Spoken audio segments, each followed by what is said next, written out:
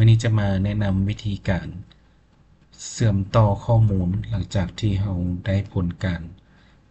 สอบเสียงที่ออกจากเครื่องจักรก็คือเมนูตัวนี้เนาะรายงานผลคะแนนนี้ที่ว่าเราเลือกเป็นรายวิชาแล้วเราเอาคะแนนออกมาเนาะทุกๆวิชาจะมาแนะนำวิธีการไปเชื่อมใส่กับทะเบียนก่อนอื่นเราก็ต้องมีไฟล์หนึ่งมันห้างทะเบียนเนาะที่ว่าเราได้คิวรีเอามาเบิดทุกศูนย์สอบเสียงมารวมเข้ากันอันนี้ก็จะเป็นที่มาของไฟล์ Excel ที่มารวมกันเนาะแล้วก็จะมีบรรดาข้อมูลต่างๆของนักสอบแล้วบนนี้ก็จะเป็นบนที่ว่าเราจะดึงข้อมูลการสอบเสียงนั้นมาใส่อยู่ในทะเบียนนี้เนาะคือเราจะเอามาใส่แต่เฉพาะห้องนี้5ห้องนี้เนาะก็คือวิชาคณิตศาสตร์กลุ่มวิทยาศาสตร์ธรรมศาสตร์สารวรรณคดีกลุ่มวิทยาศาสตร์สังคมและภาษาอังกฤษเราจะเฮ็ดแนวใดเนาะขั้นตอนทำอิฐแม่นให้เปิดไฟล์ตัวนี้ค้างไว้เนาะต่อมาเราก็มาเปิดไฟล์ที่ว่าเราดึงข้อมูลออกมาอันนี้จะเป็นไฟล์ตัวอย่างเนาะวิธีการก็คือเราไปเปิดใส่ไฟล์ของทะเบียนตัวนี้เป็นวิชาคณิตศาสตร์เราจะดึงมาโดยที่ว่าเราจะไปเทียบใส่เลขโต๊ะอันนี้ข้าพเจ้าขออนุญาตพับตัว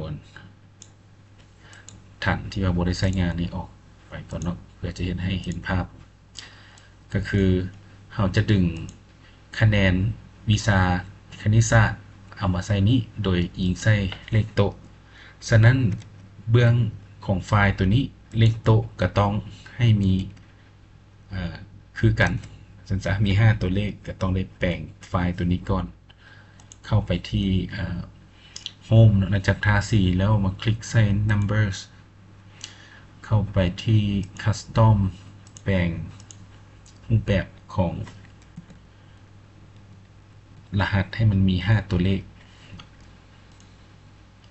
แล้วปัจจุบันเราก็จะมาเบิ่งว่าวิชาคณิตศาสตร์ให้เราจื้อว่ามันอยู่ฐานที่เท่าใดอันนี้จะเป็นฐานที่1ที่2ที่3ที่4ที่5ที่6เราจะดึงวิชาตัวนี้โดยอิงใส่เลขโต๊ะตัวนี้แล้วเอาไปใส่บนนี้สูตรของเราแม่นเรานำใส่คำสั่ง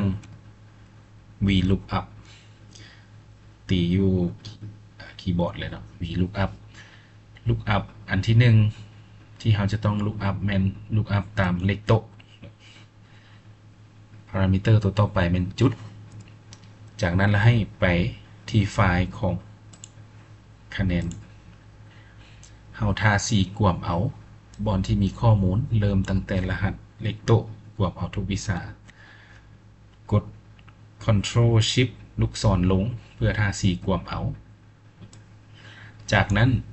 ก็ให้เอาเมาส์ไปวางไว้บนสูตรนี่เนาะพิมพ์เครื่องหมายจุดจากนั้นเราจะมาดึงเอาคะแนนวิชาคณิตศาสตร์จื่อว่าคะแนนวิชาคณิตศาสตร์มันอยู่ฐานที่เท่าไหร่ถ้าบ่จื่อเราก็นับตามตัวนี้เลยเนาะ1 2 3 4 5 6แสดงว่าอยู่ฐานที่6ให้เราตีเลข6จากนั้นพิมพ์เครื่องหมายจุดตัวนี้จะให้เราเลือกว่าเอาตัวข้างเคียงหรือเอาตัวกงเลยคันเอาตัวกงแล้วมันสามารถพิมพ์เลข0ก็ได้หรือว่าจะเลือกfalse หรือว่า exact match นี่ก็ได้เนาะได้หลายวิธีบีบเลข0ก็หมายถึง false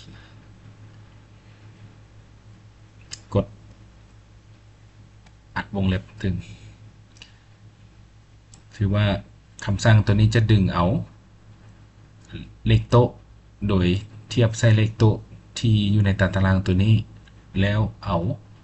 ดึงเอาคะแนนอยู่ฐานที่6ที่ว่าตกกงเลยมาเนาะ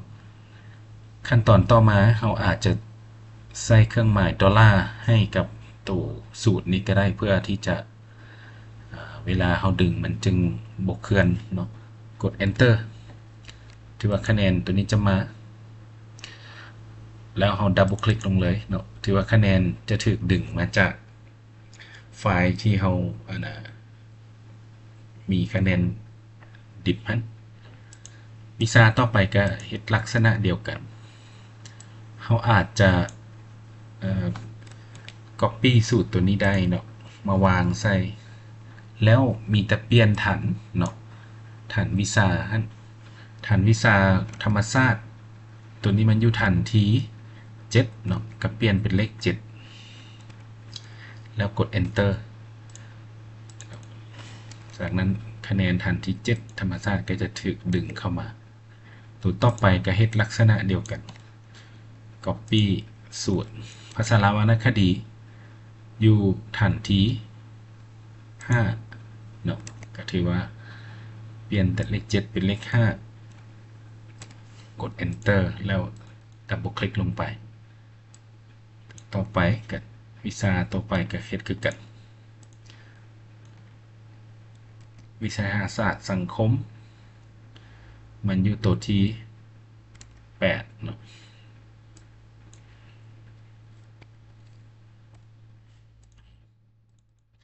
วิชาภาษาอังกฤษอยู่ตัวที่9ก็เปลี่ยนแต่ทันตัวนี้เป็นเลข9 enter จากนั้นแล้วเราก็จะได้คะแนนที่ว่าสอบเสงดึงเข้ามาใส่ในทะเบียนที่จริงตัวนี้ก็จะเป็นคะแนนเฉลี่ยเนาะสูตรมันต้องเฮ็ดเวียกแต่ว่าตัวอย่างที่ข้าพเจ้าเอามาแม่นบ่ทันได้ตั้งสูตรเทื่อก็บ่เป็นหยังจึงค่อยไปเฉลี่ยตามหลังโดยที่ว่าเอาทันคะแนนปีเนาะเอามาเฉลี่ยกันก็คือคะแนนปีวิชาคณิตศาสตร์นี้ไปเฉลี่ยกันกับคะแนนสอบตัวจริงเนาะแล้วก็จะได้เป็นคะแนนอยู่ทันตัวนี้มาฮอดนี้การลิงก์ข้อมูลโดยใช้คำสั่ง VLOOKUP ถือว่าหมดจำนี้แล้วขอขอบใจ